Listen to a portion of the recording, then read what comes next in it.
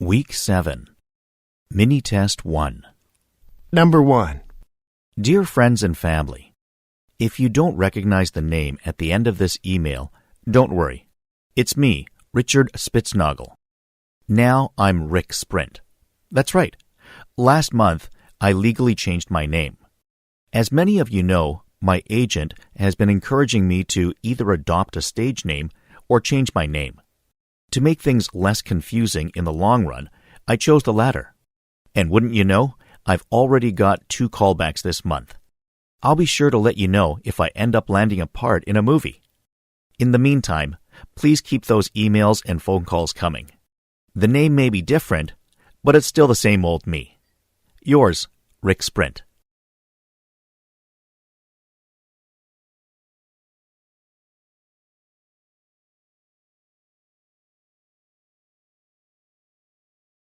Number 2. Today started out like so many other days. Lena awakened in a panic. Sweat poured from her pores and soaked her gown. It clung to her body. From a restless night of sleep, her head felt like it would explode. She tumbled across the room. The light continued to rebound from the darkness. The earth came alive. There were pretty flowers swaying in the wind. They smelled really good. Steam rose up from the pavement outside her window. Together in one place, all those sights and smells reminded her of how much she enjoyed this time of day. It made her feel happy. She watched the sun cast its brilliant rays across the landscape. Its warmth gave her a peaceful feeling. Finally, a new day stretched forth across the horizon. She thought that it would be a good day.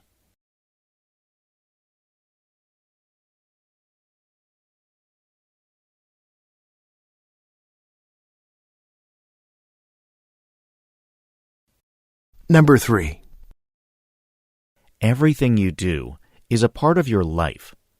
You may not have any bigger plans or purpose in life, but you sure have many small purposes which you keep building on. If you are happy painting, just do it. You might get bored on some days, and that is the time when you stop doing it. You might want to learn golf now. No one is stopping you. Life doesn't have anything destined for you. If you feel happy doing something, just go ahead with it and disassociate yourself with all miseries. These smaller things you do help you make the most of your lives. Do everything that makes you happy. Just make sure it falls into the definition of morality. That is your purpose. Can you see it? Being happy is the only thing we go after in our lives. Don't let any hindrances and doubts come between you and that goal. Just pursue it.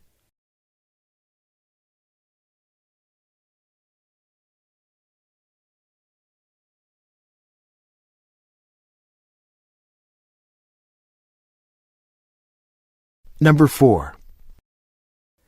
Discipline is an indispensable part of group activities like team sports, math class, or glee club. You certainly couldn't run any army without discipline, or a restaurant, or a cardiology department. Discipline is a wonderful thing.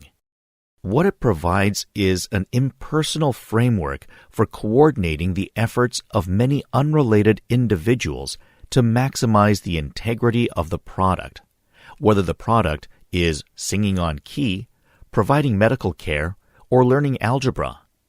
The individual quirks of the participants need to be submerged and kept in line by those in administrative authority. Unfortunately, the rare individual who just won't fly right needs to be disciplined. Not every Army recruit, math student, or horn player is going to make the grade. A decent-hearted band leader, math teacher, or department chairperson will do his best to respond to the problem individual with fair-mindedness, but eventually, the show must go on.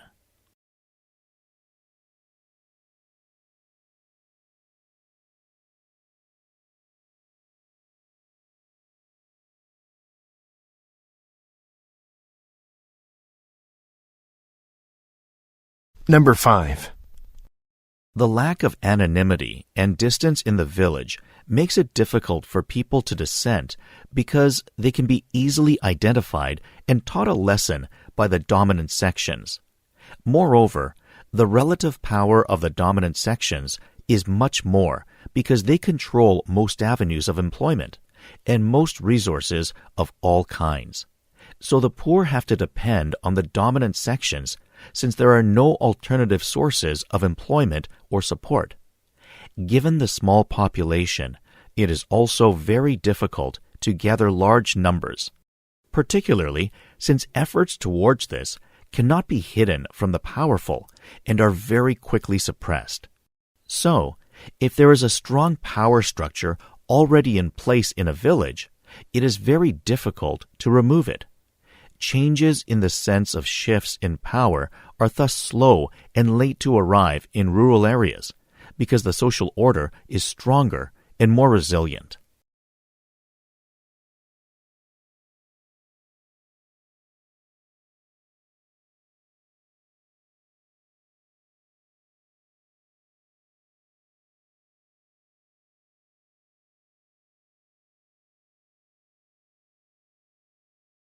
Number 6. The essence of metaphor, say Lakoff and Johnson, is understanding and experiencing one kind of thing in terms of another. Donald Shawn calls this seeing as, and draws our attention to the way in which some metaphors, generative metaphor in his terminology, can be essential aids to innovation and problem solving. He describes a group of product engineers puzzling over a new paintbrush with synthetic bristles.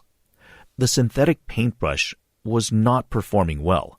Gloppy was one word used to describe how it delivered paint, and the engineers had tried various strategies to make the new brush's performance comparable to that of natural bristle brushes.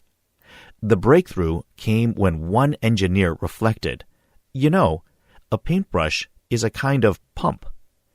By seeing a paintbrush as a pump, the engineers moved their focus from the bristles themselves to the channels between the bristles and how the paint flowed through the channels.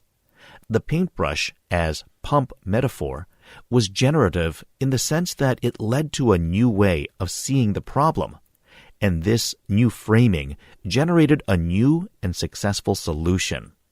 This is one very powerful form of human meaning-making.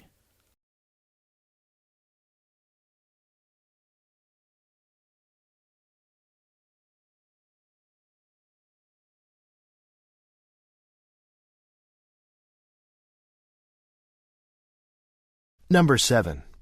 Even if you're not a rock star and don't always live on the edge, your own fast or slow tendencies are likely etched deep into your psychology. Animal research has found that tendencies formed during childhood are most likely to surface in times of stress and uncertainty. In studies with Bonnet macacus, for example, adult monkeys respond to stress very differently depending on their childhood environment. After the monkeys were born, researchers had placed them in different environments. Some were raised in stable and predictable environments. Their mothers could obtain food every day in the same place in a predictable manner. Other monkeys were placed in fluctuating environments.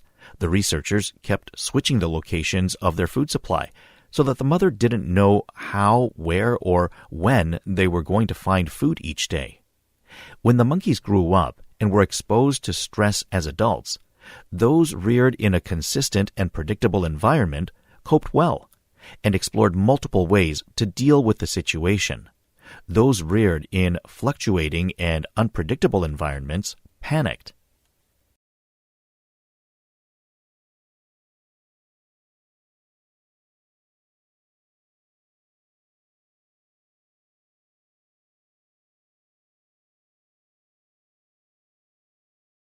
Number 8.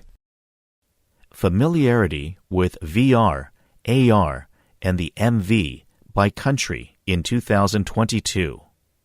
The table above shows the percentages of familiarity with the concepts of VR, AR, and the MV by country in 2022. Despite the global average familiarity with VR being 80%, France had a familiarity rate with VR that was 34 percentage points lower than the global average. India had the highest familiarity with all three technologies, with VR at 89%, AR at 79%, and the MV at 80%, followed by China, which ranked second among the 6 countries in familiarity with all three technologies. Germany had lower levels of familiarity with all three technologies compared to the global average. And for the familiarity with the MV, the gap between the global average and Germany was more than 30 percentage points. Regarding the global average, familiarity with AR was higher than that with the MV, but in India and South Korea, familiarity with the MV exceeded that with AR. While the United States showed higher familiarity with VR compared to South Korea had higher familiarity with both AR and the MV than the United States.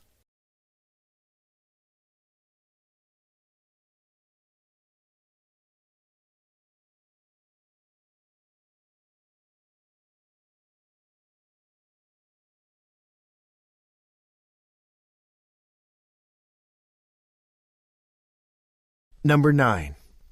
English astronomer John Goodricke was born in the Netherlands in 1764. He was deaf and mute, probably because of a serious illness he had contracted in childhood. He nevertheless proved to be a bright student. In 1778, he entered Warrington Academy, where he excelled in mathematics, and his interest in astronomy was awakened. After leaving the academy in 1781, he started making his own astronomical observations. In November 1782, he was regularly observing the star known as Algol and soon realized that its brightness varies regularly over a period of a few days. By further observations, he confirmed these periodic variations and accurately estimated the period at a bit less than 2 days and 21 hours. Variations in brightness of Algol, Mira, and other stars had been noted by earlier astronomers, but Goodricke was the first to establish that some variables are truly periodic in nature. Goodricke reported his findings to the Royal Society of London, and the Royal Society awarded him a Copley Medal in 1783.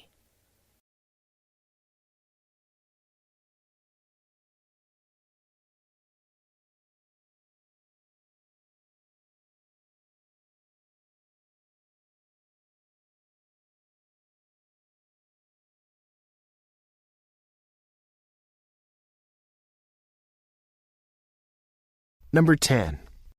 Fill a backpack drive. You are invited to participate in our Fill a Backpack drive. Our goal is to provide 3,000 new backpacks to students in need in Corry County. Donated backpacks will be given away on August 3rd. How to participate. 1. Click on the link below to find out a form with the number of students you wish to support. Link: bit.1y/bit.donatebp2corey. 2. Purchase a backpack for each student you wish to support and fill it with school supplies. Supply lists for each grade level and additional information will be emailed after form completion. 3. Drop off the backpacks filled with the supplies in person at Corry Community Center for a week starting from July 22nd. You can also donate through the online store, Corry Smile, by purchasing the school supplies online and designating us as your charity of choice. For more information, call 369-762-4100 or email at dgcurry@corry.net.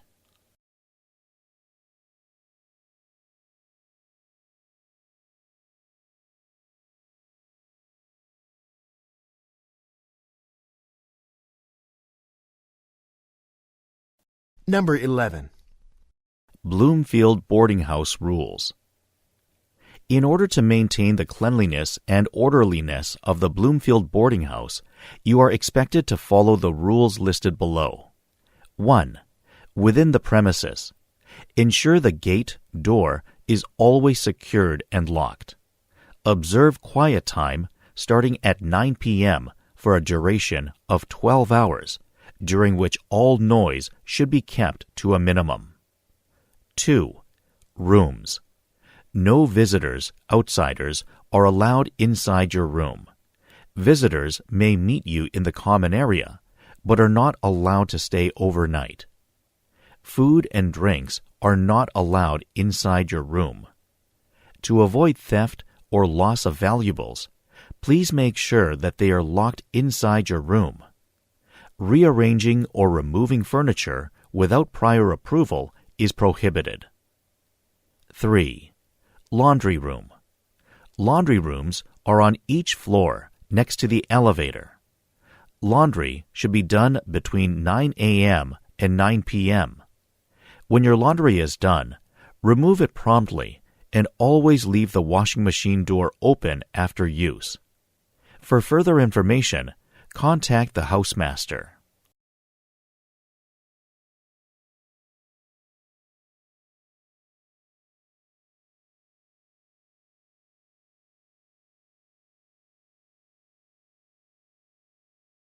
Number 12. Most marine fishing requires the use of a craft on which to go to sea, together with nets, hooks, and traps to catch the fish. The casual observer normally sees only the craft on the shore or at sea. Fishing craft of the small-scale fishing communities of the world are marked by a vast diversity of design.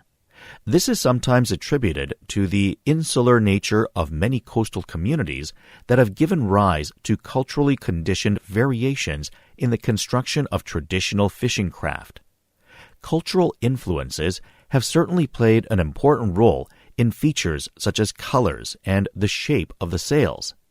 But two major constraining factors also influence the technical design of fishing craft. The first is the availability of appropriate woods or other construction materials such as reeds or bamboo. The second is the set of location-specific physical oceanographic factors, including the structure, the texture, and the slope of the sea bottom and the nature of the surf and waves approaching the coast. It is these factors, rather than cultural insularity, that largely explain the diversity of craft-building traditions.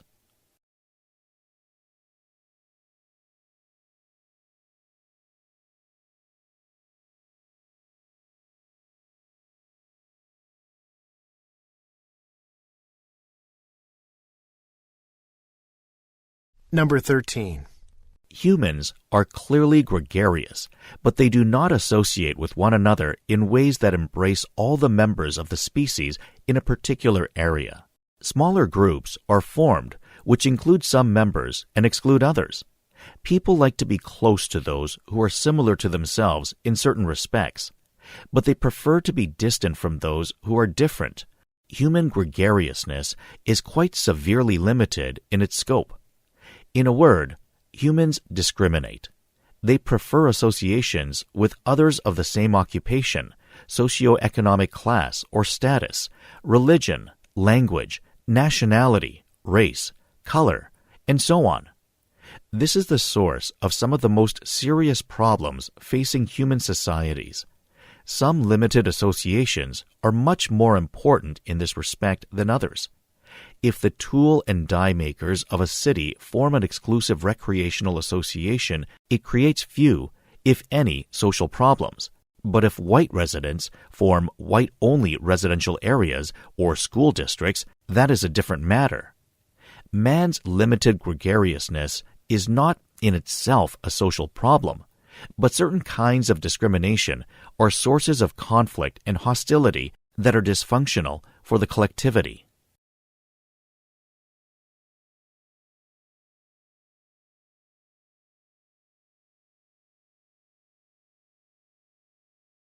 Number 14. In our unrooted and industrialized world, beauty can be a deceiver. We often isolate our senses from the consequences of our actions, creating bubbles of pleasing experience built on ugliness elsewhere that might give us pause if we could sense it directly. This is most obvious with international trade. The beautiful objects and foods in our lives sometimes come from places of exploitation. Even soundscapes can be misleading.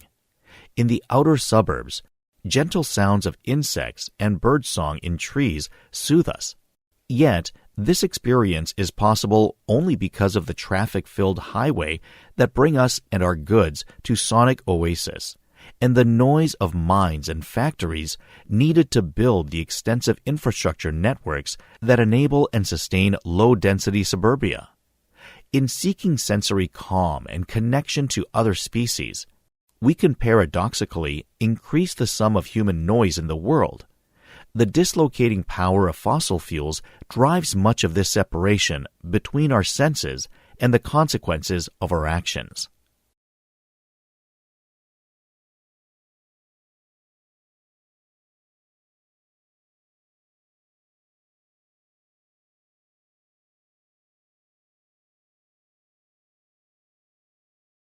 Number 15. When you try to initiate a conversation about boundaries with someone who has done or is doing you a favor, there's a good chance that person will try to make you feel really guilty. They might be seeing you as ungrateful, selfish, or a user. Please remember, the way other people choose to respond to your clear, kind boundary is not your business. If you appreciate the favor, have truly repaid it in the way you both agreed to, and believe the favor grantor is dangling strings you never would have agreed to, set the boundary. In the best-case scenario, they'll understand they've overstepped and it won't continue to happen. In the likely scenario, they'll complain about it, but will reluctantly acquiesce. And you might have to actively smooth things over for a while. In the worst-case scenario, they're furious at your selfishness, sever the relationship, likely temporarily, and you will never lean on them again for a favor. Would you really want to anyway? Only you can decide how much to push back for the sake of your mental health and relationship.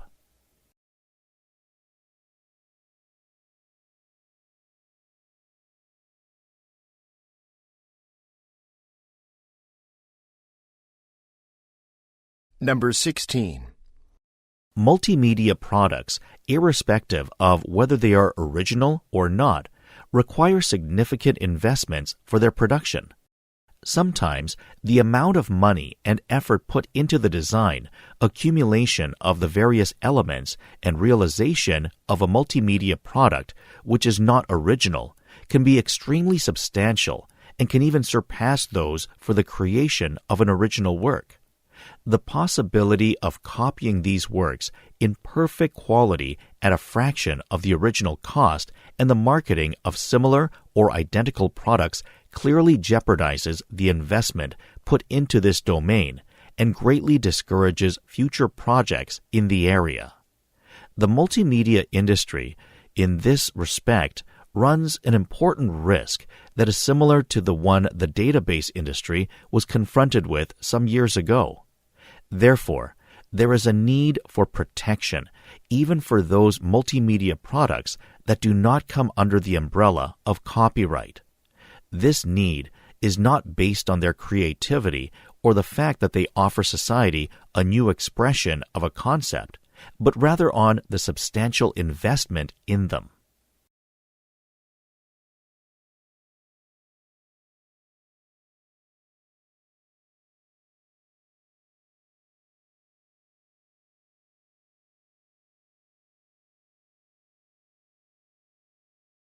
Number 17. Although many news publishers subscribe to at least one source of online audience measurement, they also exhibit uncertainty about how best to incorporate the data into editorial decisions. This uncertainty stems from the fact that even sophisticated measures of audience behavior paint an incomplete portrait of who the audience is and what they want from news media. For example, a digital news site now can observe how its online audience interacts with its content, but remains limited when it comes to its understanding why they spent time with some stories but not others. To address this gap, news organizations sometimes complement these online metrics with more qualitative means of audience research, such as surveys and focus groups. However, these methods suffer from limitations of their own. Even if a news organization surveys a sample of its subscribers about their motivations for subscribing, they cannot know with certainty how representative those responses are of the rest of their audience. News publishers simply lack the time and resources to identify the exact composition and preferences of all their readers.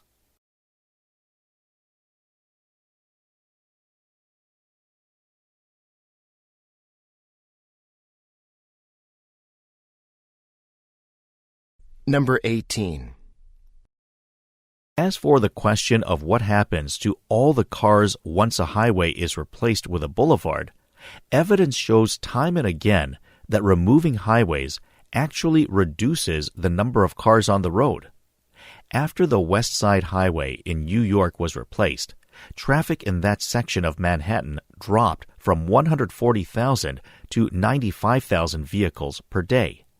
Many drivers switched to faster roads in New Jersey, and as New York City invested more in public transportation, some commuters switched their daily patterns to ride subways and buses.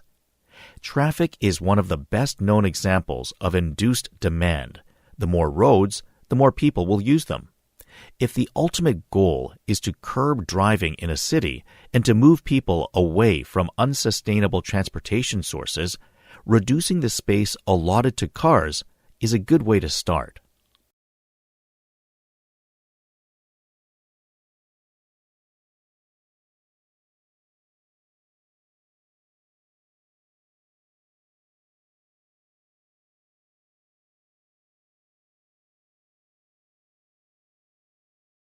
Number 19. Creativity does not have to be connected to imagination.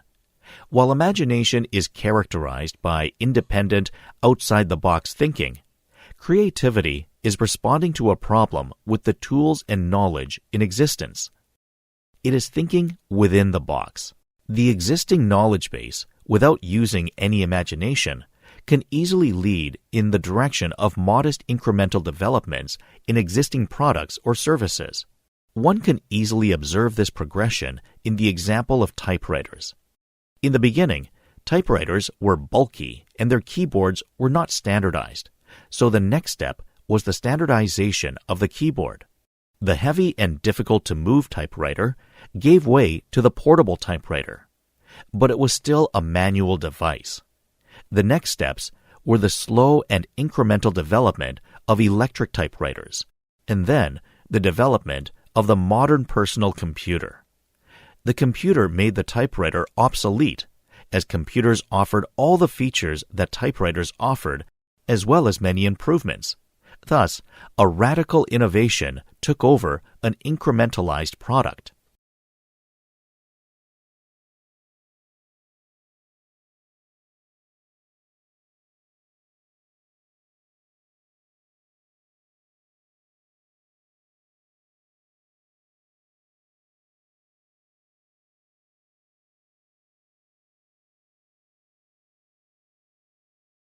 Number 20.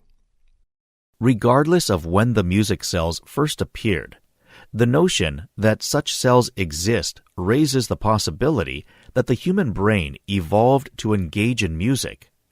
Modern humans, Homo sapiens, have existed for around 300,000 years. The oldest known musical instruments are flutes made from bones discovered in southwestern Germany dating to 40,000 years ago. It has been suggested that Neanderthals may also have engaged in music. Indeed, a fragment of a cave bear bone dated to 43,000 years ago was discovered in a Neanderthal cave in Slovenia with regular holes on one side of the bone.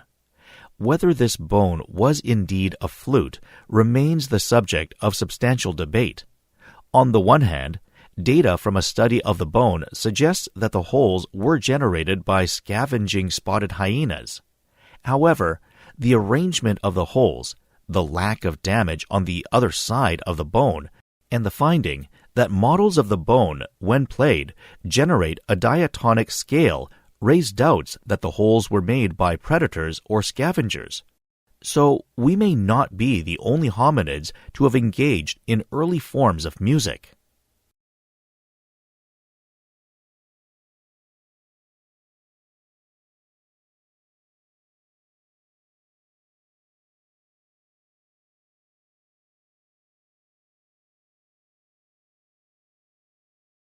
Number 21. Self-referent social cognitions, such as optimism and pessimism, matter in coping with parental stress. Individuals who are consistently pessimistic accumulate effects of stress in a downward spiral of events, thoughts, emotions, and physiological states. They are more likely to create stressful circumstances for themselves and others, and to lose resources by causing others to respond negatively to them and by making poor decisions that expose them to more stressors. In stark contrast is the process of coping with stress among those who are largely optimistic in their outlooks. These individuals manage to conserve resources and minimize exposure to new stressors, resulting in an upward spiral of coping. For example, one study of parents of children with cancer found that mothers and fathers who did not expect a good outcome were highly stressed. In contrast, those parents who remained optimistic about possible outcomes were more protected against stress, even in often dire circumstances over which the parents had little control.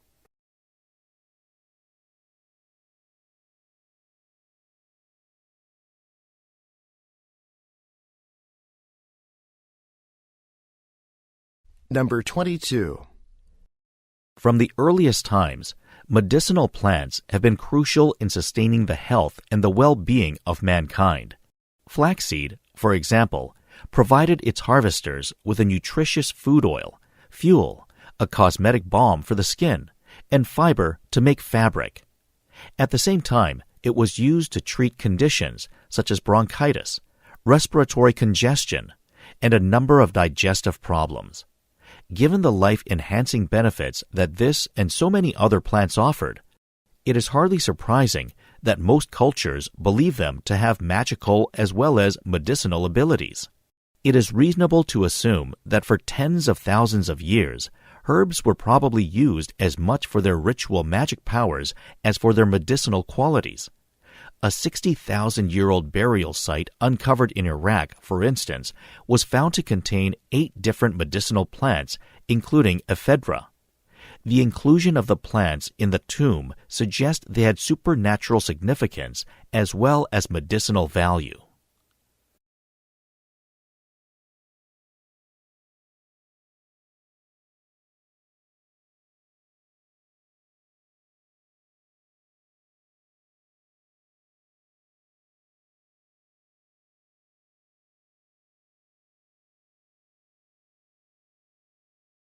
Number 23. As we age, the way in which our bodies function begins to change, and the use of technology can become increasingly difficult. This means that age-related physical impairments or cognitive conditions affect how older adults use computers and mobile devices. Furthermore, socioeconomic resources can also play a role. For example, a retiree may not have the financial means to afford an internet connection. There may also be personal barriers to overcome. For instance, people get anxious when faced with technical challenges. For older people, technological change does not only mean learning something new, but also learning under more difficult cognitive conditions. This means that seniors need more time to learn and change their behavior. In addition, there is a lack of motivation to deal with new technology, as some people may tell themselves it is not worth it at my age. After retirement, people are no longer obliged to learn new technologies for their job. Instead, they can choose to voluntarily use technology. Therefore, a technology must demonstrate a clear benefit, added value compared to traditional services such as buying a train ticket at the counter in order for them to adopt the new technology, example, to buy a train ticket via an app. A variety of factors can cause aging adults to have difficulty in using new technology. So, without a clear beneficial upside, they will not embrace it.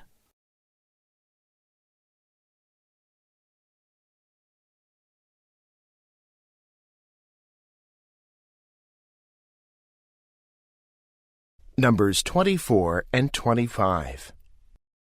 When it comes to climate change, there is a glaring disconnect between what we know is happening and what we seem able or willing to do about it. Longtime climate campaigner George Marshall explored this disparity in his excellent and aptly titled book, Don't Even Think About It.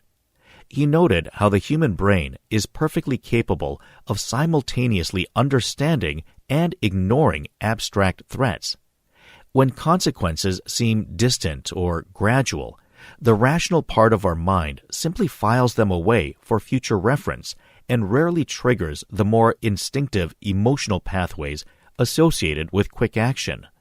We do better responding to physical threats such as spear thrusts and charging lions, the sorts of immediate problems that our ancestors evolved with. Marshall's book ends with a laundry list of strategies for bridging that mental gap, many of which rely on something else the human brain is known for: storytelling. When complex ideas are attached to a narrative, they immediately become more relevant.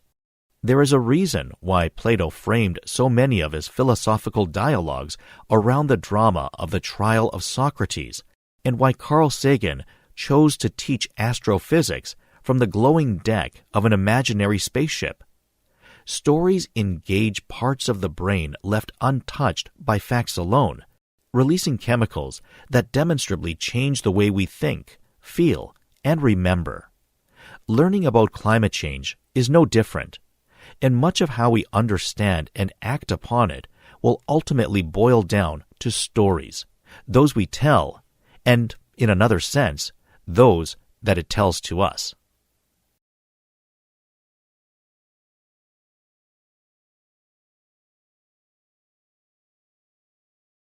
Numbers 26 through 28.